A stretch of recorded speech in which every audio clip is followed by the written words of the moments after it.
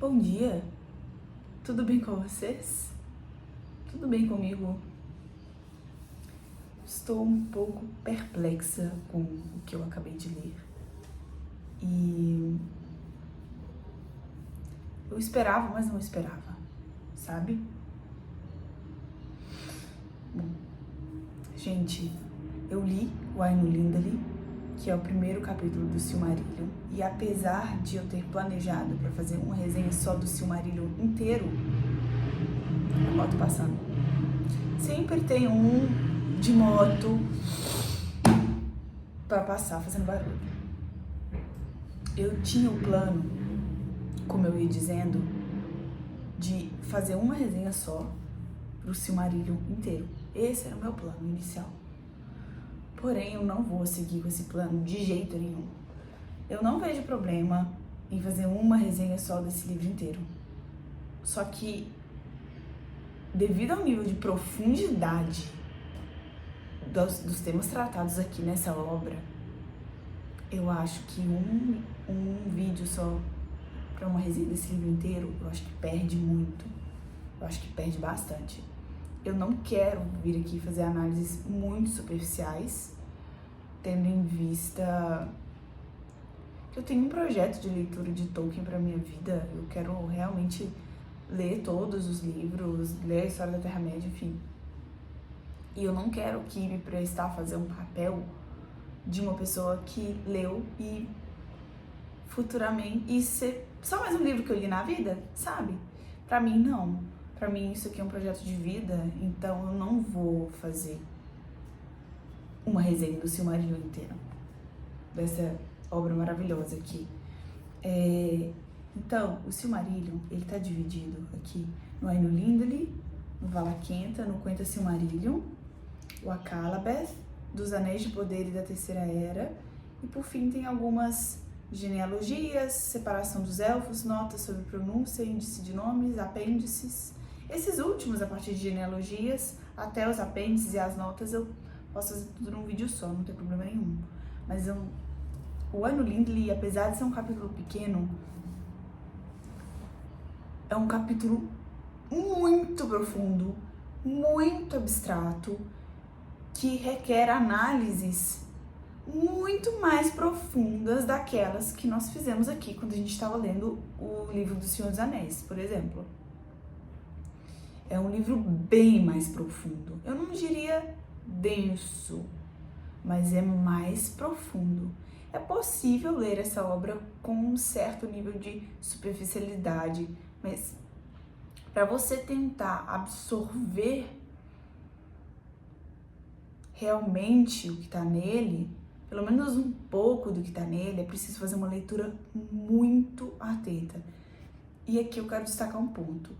Além da abstração que existe aqui, além de existir conceitos muito abstratos, um pouco filosóficos, que cabe muita nossa interpretação, o nosso conhecimento, a nossa leitura prévia, não digo de Senhor dos Anéis de Hobbit, mas leitura prévia de compreensão, talvez,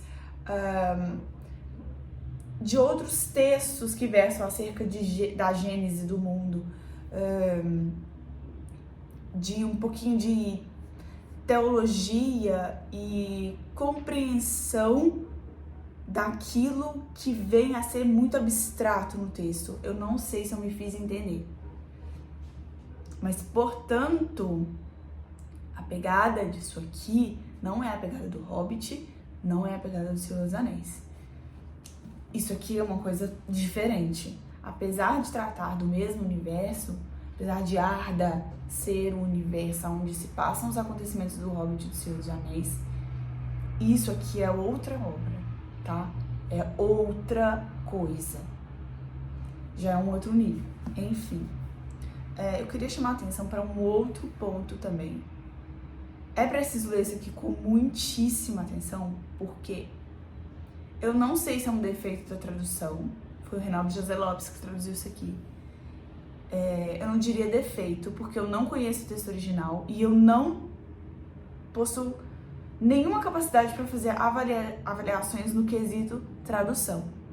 Até porque eu não li o texto original. Mas o que eu quero dizer aqui é que o texto do Reinaldo José Lopes, ou o texto do Tolkien, se for assim o original, ele tem muita... Sabe? Esqueci o nome. Mas sabe quando a frase, ou melhor dizendo, a oração, tem a ordem direta? Sujeito, verbo, objeto. Muitas vezes aqui essa ordem é invertida. O objeto vai na frente, tá?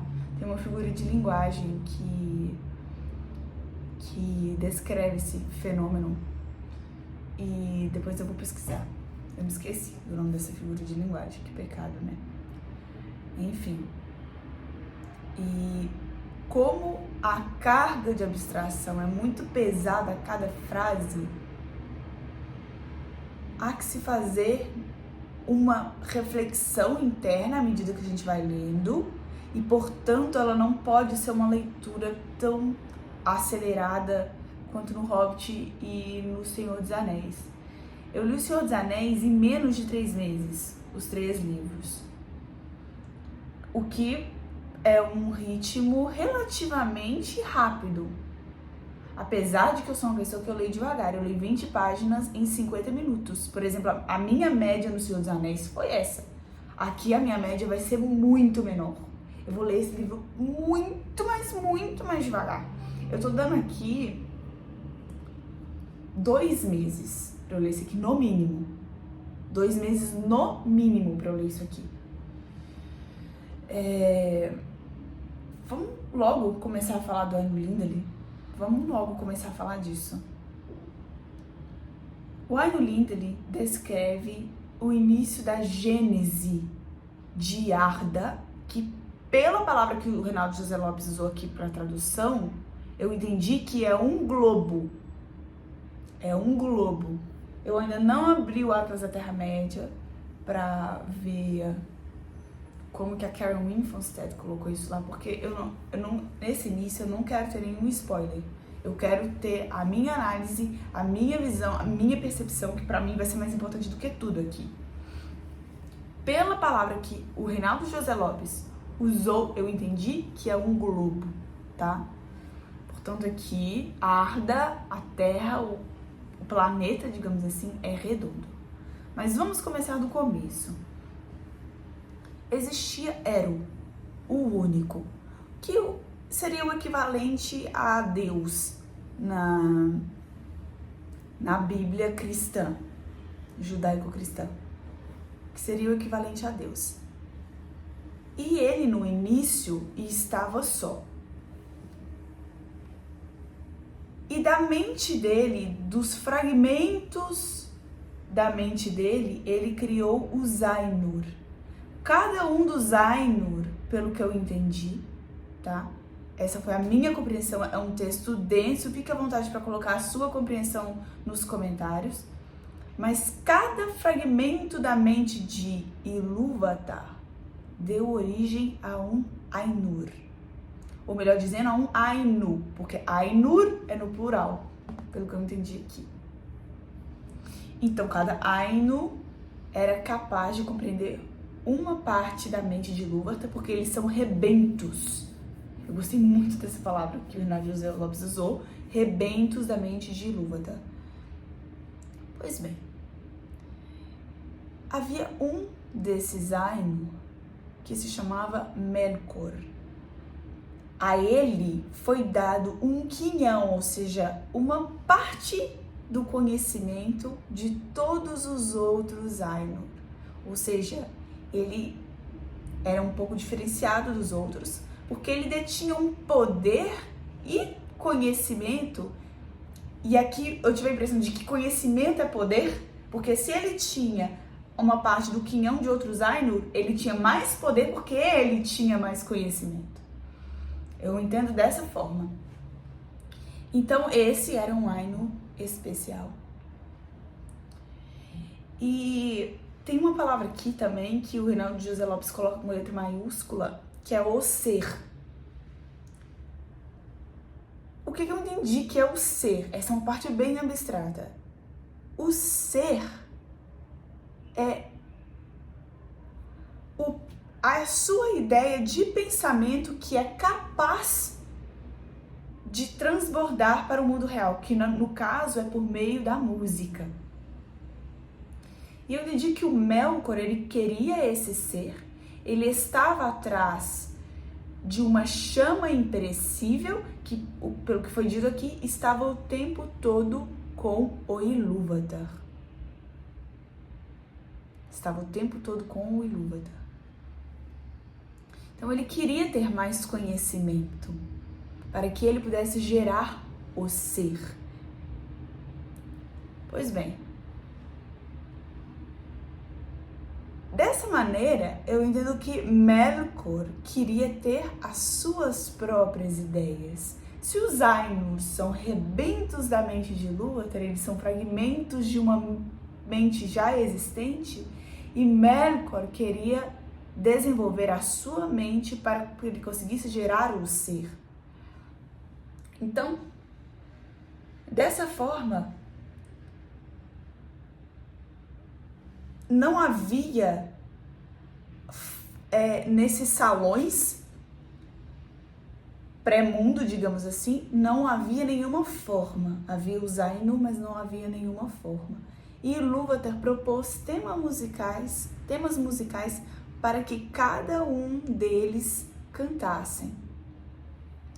Só que Melkor, na sua pretensão, estava cantando uma música fora do tema, fora da harmonia do que o Ilúvatar havia proposto. Era o Ilúvatar, que é o Uno. E depois é mostrado pra gente que desses temas musicais criou-se o vislumbre de uma visão que Eru mostrou depois aos Ainur. Ele mostrou, com essa música, vocês criaram os ares, os ventos, a terra, o mar. Mas Melkor, na sua pretensão, criou um tema musical diferente. E depois Eru chama Melkor, vem ver aqui o que você fez. E o que ele havia feito com a música diferente era o frio excessivo e também o calor, porque fala aqui que ele fez fogo. Só que isso é a visão que Eru deu para os Ainur, que pelo que eu entendi não enxergavam nada, era tudo escuro, havia apenas música. E de Ilúvatar vieram, o que não ficou muito claro para mim, vieram os elfos e os homens, mas depois ele fala de primogênitos e seguidores. Eu não entendi o que seria exatamente isso, mas Eru criou os elfos e os homens, e os Ainur criaram o ambiente, a casa para que eles pudessem habitar. Mas quem criou os homens e os elfos foi Ilúvatar. Isso foi ideia dele. E parece que essa parte da mente dele não foi dada a mais ninguém, porque só ele teve essa ideia. Os outros também não tinham. Lembrando que os Ainur tinham seus pensamentos próprios, que são fragmentários da mente de Ilúvatar. Pelo que eu entendi, nessa minha primeira leitura, tá? E então, Eru disse, aqueles que quiserem podem descer a esse mundo. E alguns quiseram descer a esse mundo e inclusive se vestir, melhor dizendo, de forma física. E os que fizeram isso por amor aos filhos de Ilúvatar, ou seja, por amor aos elfos e por amor aos homens. E o poder deles estaria atado a esse mundo de forma que eles não poderiam sair até finalizar a construção deles. E é falado aqui uma coisa muito interessantíssima. O poder, a vida do mundo é sua. E o mundo é o seu poder, como se esses que desceram, que se chamam Valar, e o mundo fosse uma coisa só. Como se Manwë fosse de fato o vento. Como se Aule fosse de fato a terra. E como se Ulmo fosse de fato o mar, a personificação. Eu acho isso muito forte. E Melkor Nem preciso falar que ele também resolveu descer. E aqui fala uma frase muito bacana. Fala que ele desceu em poder e em majestade como nenhum outro dos Valar. Valar são esses que desceram e que se assustaram quando chegaram lá, porque tudo que Ilúvatar havia mostrado para eles ainda não estava lá. E por isso que eu entendo que eles são, de fato, a personificação do mar. Humo é o mar. Eu entendi dessa maneira. E teve uma coisa muito interessante aqui, que eu vou relacionar com o Senhor dos Anéis, que no mar ecoa a música dos Ainur mais do que em qualquer outra das coisas. E eu me lembrei aqui de uma coisa, quando o Aragorn coloca o ouvido no chão para sentir a terra, lá nas Duas Torres, quando ele tá buscando Merry e o Pippin, foi uma coisa louca que deu aqui na minha cabeça, que parece de fato que tudo tá vivo. O Legolas tem a sensação também do mar e que a mata também está viva. Eu acho que esse é um reflexo da música dos Ainur ecoando, mostrando que tá tudo vivo. E especialmente o Legolas fala que ficava encantado com as gaivotas porque elas lembravam a ele o som do mar. E aqui é falado que os Eldar, no apêndice do Retorno do Rei, explica o que são, porque eu entendi que são elfos, ainda não terminei de ler os apêndices. Eles falam que realmente ecoa a música dos Ainur e que isso os deixa muito felizes. Então Melkor teve muita inveja daquilo que havia sido criado ali naquele momento. E quando uma montanha era levantada, ele a destruía. Quando o mar era criado, ele derramava. O Melkor me pareceu a antítese. Nós temos a tese e a antítese, e ele me pareceu justamente a antítese de tudo, a criação, a destruição. E houve uma guerra. Eu não entendi aqui nesse finalzinho o que de fato acabou acontecendo nessa guerra, mas houve uma guerra. No final aqui do Ainur Lindale, isso é contado pra gente. Isso que eu passei aqui foi a análise que eu fiz dessa primeira leitura. Eu tentei fazer uma leitura muito, muito, muito atenta. E é claro que com outras leituras, com percepções de outras pessoas, com outros estudos, é possível aprofundar isso aqui até o infinito. Não existe... Isso aqui é um buraco sem fundo. É um buraco sem fundo. E é possível sempre ter mais nível de profundidade. Uma coisa que eu achei legal aqui também, que falou que Aule não tinha o desejo de fazer as pessoas se submeterem à sua vontade, mas ele tinha o desejo apenas de criar e de ver pronta a sua obra. Melkor tinha o desejo de que todos se submetessem à sua vontade. A minha interpretação do porquê ele ter essa vontade é porque ele era detentor de um quinhão de toda a mente de Ilúvatar. E Ilúvatar, sim, o grande, é que criou os Ainur e, portanto, é o criador de tudo. Eu acho que como ele detinha mais conhecimento que os outros, ele tinha uma porcentagem de cada um dos fragmentos da mente de Ilúvatar. Eu acho que por isso surgiu dele essa vontade de criar o ser e ter o governo sobre eles. É isso. Essa é a minha interpretação. Ilúvatar não deveria ter dado o fragmento, um pouquinho de cada fragmento de sua mente a um Ainur. É isso. Essa foi a minha interpretação até agora. Não tenho nem palavras para dizer o quão espetacular foi isso. Eu prefiro fazer uma leitura com um vocabulário rico do jeito que é aqui, com palavras, não vou dizer mais difíceis, mas mais específicas, do que fazer uma leitura com um texto pobre, que não reflete em nada o original. Eu já li uma vez, há muito tempo atrás, no YouTube, falando sobre... O Reinaldo José Lopes usa a palavra desacordo, Mas eu acho que em outras traduções existe a palavra dissonância também, que eu acho que ficaria melhor que desacordo. Mas tudo bem, deu pra entender. Gente, é isso.